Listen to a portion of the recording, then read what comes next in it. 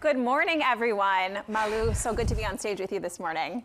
Good morning, everybody. I knew Suzano was a big business and may not be as familiar to people in the US as it is to everyone in Brazil, where it is one of the biggest companies. But in doing my research for this interview, I got a sense really of how big. So I want to translate this for some of you who may not be as familiar with them as a company. You all are responsible for an area of land in Brazil that is the size of the US state of Massachusetts. That's huge. You produce the pulp that makes about a fifth of the tissue that we use here in the United States. So just give you all a sense of the scale that we're talking about today. So Malu, what does corporate sustainability look like when you're operating on that large of a scale? Okay. Well, we are a 100-years-old company. The world, let's say, largest supplier of bio-based raw materials. And as you said, we are not well known here, but I'm sure that today if someone has already changed a diaper or used a towel paper or is wearing clothes that contain rayon, Suzano is already part of your life, let's say.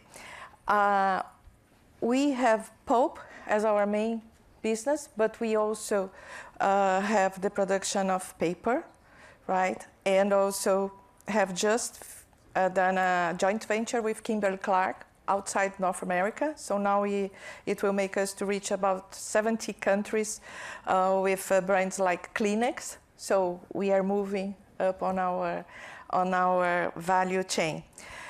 And with our products, we think we reach about around 2 billion people on a daily basis. So it's quite a responsibility. Talking about sustainability, let's talk about first, the environmental agenda. 1.7 million of hectares of planted forest, the commercial forest, right? Plus another 1.1 million of native forests that we set aside for conservation only. We don't touch them.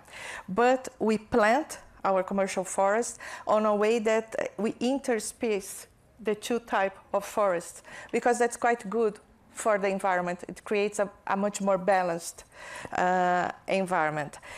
We have also a very strict regulation about deforestation. I want to let clear, we are not cutting down the Amazon to produce any of our pulp or our paper. We have a very strict policy on deforestation. I mean, also on all our value chain. That's really something that we take really very seriously. We have the most relevant, strict certifications. We follow all the regulations. So for us to keep the forest on a good shape, it's very, very important, right? We depend on nature. We are the first one that wants to keep it well. Let's talk a little bit about our social agenda. With 2.8 million hectares, we are in touch with something around 1,600 communities, local, traditional, indigenous community. We have a history, a journey of building up a relationship that was not always as it is today, based on cooperation, you know?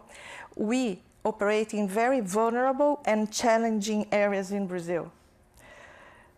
In these areas, often the public power has a very little reach, very low education, a lack of basic infrastructure, a lot of poverty and environmental challenges. So it took us some time to understand what is our responsibility, how to play our role in this type of context. And we learned through dialogue, an extensive exercise of dialogue. We learned through engagement that we should be building up our social strategy, our strategy for the territory, together with other actors of the territory, being representatives of the communities, other business, government, NGOs. We have a lot of partnership in our days. We don't do anything alone. we would not be successful, we would not be helpful to anybody if we would be doing things by ourselves. We need to know how to build a competency mosaic, look for the right partner. So we have been evolving this relationship in order to build a more resilient territory, a territory that can face any type of challenge. That's going to be good, better for the local community, for the people. A more resilient territory means a better standard of life. And that's going to be good for us as well. Because if they have a better standard of life, it means less risky for me. In the past, when we were not, I think, mature as we are today, we used to have our mills entrance being blocked by indigenous people, our railway being blocked by local community. So when you build a partnership, when you are part of their development, it's also good for the company. The investments that you made make yourself less risky. In our day, I have less invasion, I have less fires being set. Actually, they help us to protect our assets, let's say. And since 2020, we have been working towards poverty alleviation. We managed to contribute to uplifting 100,000 people already, and we want to have another 100,000 by 2030 out of poverty. And we did that through entrepreneurship type of programs, based on their vocal talents, what they want to do. So the combination of the social and the environmental agenda is quite important. If you want to keep a forest, healthy and alive, you do need to think about the people that lives out of this forest or live near by this forest. But there are other two things that I think is important to mention when we think about sustainability. I call myself a biodegradable professional. I think I have a mission to accomplish. My mission is to make sure that every decision that Suzano makes, from the strategic one to the operational one, from the small to the biggest one, that it has the sustainability, the environmental and the social criteria embedded on it. It has the impact, the positive and the negative impact being identified and addressed. At the day it happens, they don't need me. I can biodegrade myself. They can live, being a responsible company, because then everybody will have sustainability as part of their role and not a team taking care of it. So that's one of the other pillars, because then the way you do that, you have to have a company doing that and not a team doing that. So we are very engaging internally. And the other one is about transparency. I think that transparency plays a huge role when you are talking about sustainability. It's about sharing, your concerns, your failures, your challenges, and not only your success. I always say, you have these reports, sustainability reports. I've always said, do anybody believe that a company has 365 days of success? You always have. Right, you want to be honest. Yes, let's be honest, let's share, because then you can really make a progress. And the progress is about trust as well. We need the trust of the people to really be effective. Sure. Another thing I think that's impacting everyone here, regardless of where you're from or what community you're in, you're seeing the physical risks of climate change now. It's not theoretical. We're actually seeing how that's impacting infrastructure. I'm sure impacting your business. So I'm curious, how are you thinking about climate adaptation in your business planning? Oh, climate change is not a risk for us. Climate change is a reality, okay? We are having much more droughts. Droughts, yes. Droughts, sorry about me. Droughts and floods.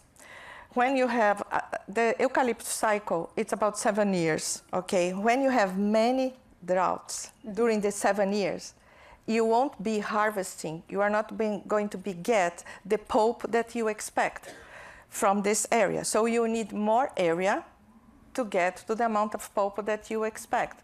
So you need more area, you use more equipment, you need more people, you need more transport. So for us, that's quite a really critical issue. And that's why we invest a lot. We are quite a science-based type of company.